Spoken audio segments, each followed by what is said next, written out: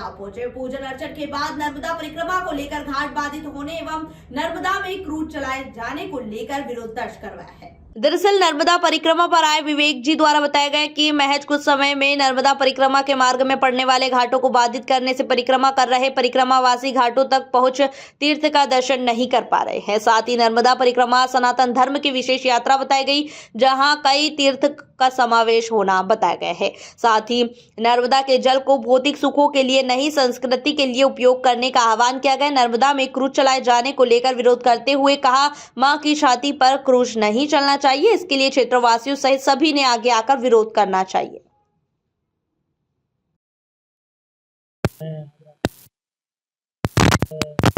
बताया है कि कहीं भाषा की परेशानी चलती है और संस्कृति से दूर होती है।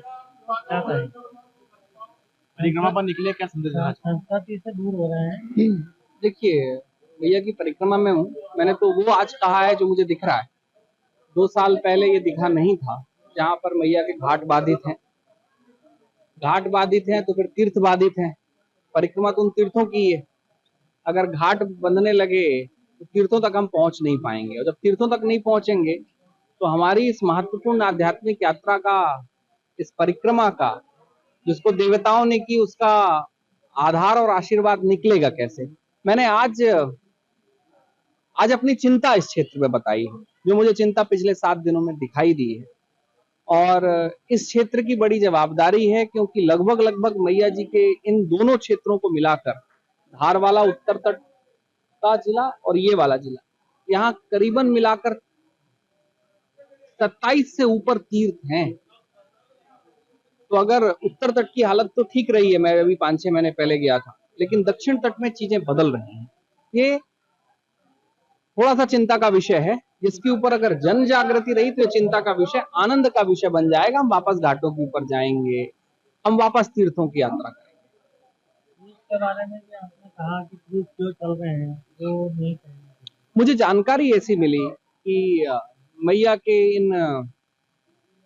के इस दिव्य जल में कहीं कोई तैयारी है, जहां पर अलग अलग प्रकार के ये क्रूज चले। और हम सब जानते हैं क्रूज क्या है, इसमें मुझे कुछ बताने की जरूरत नहीं है। उसका नाम ही बताता है कि उसके अंदर क्या क्या होता है।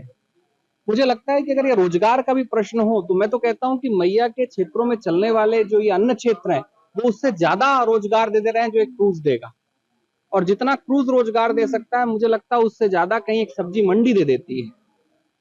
ये विषय रोजगार का अगर है तो मुझे कुछ कहने की जरूरत नहीं, लोग अपना डेटा देख लें। लेकिन अब बात आती है धर्म की। मैया की धारा है, पवित्रता की धारा है। कभी जब रावण ने उसे रोकने की कोशिश की थी, उसके ऊपर कुछ करने की कोशिश की थी, तो एक सहस्त्रार्जुन हुए थे, उन्होंने उनको परेशान कर दिया था। जब सहस्त्रार्जुन ने कुछ करने की कोशिश की तो परशुराम ने कुछ कर दिया था। तो मैया की धाराओं में एक हमारी जो धारा है वो पवित्रता की धारा है, पवित्रता का अलंकरण है। मुझे लगता है कि एक ये जीवन संचय की जो धारा है, उसके ऊपर कम से कम उन चीजों का अवरोध होना चाहिए जो हमारी धार्मिक संस्कृति से हमको दूर करती हैं, हमारी दृष्टि में भेद पैदा करती हैं, हमारी पवित्रता के प्रति कहीं प्रश्न खड़े करती हैं। जेटीवी न्यूज से जुड़े रहने के लिए हमारी खबरों को लाइक करें, शेयर करें, हमारे चैनल को सब्सक्राइब करें और अपडेट रहे हर छोटी बड़ी खबरों से।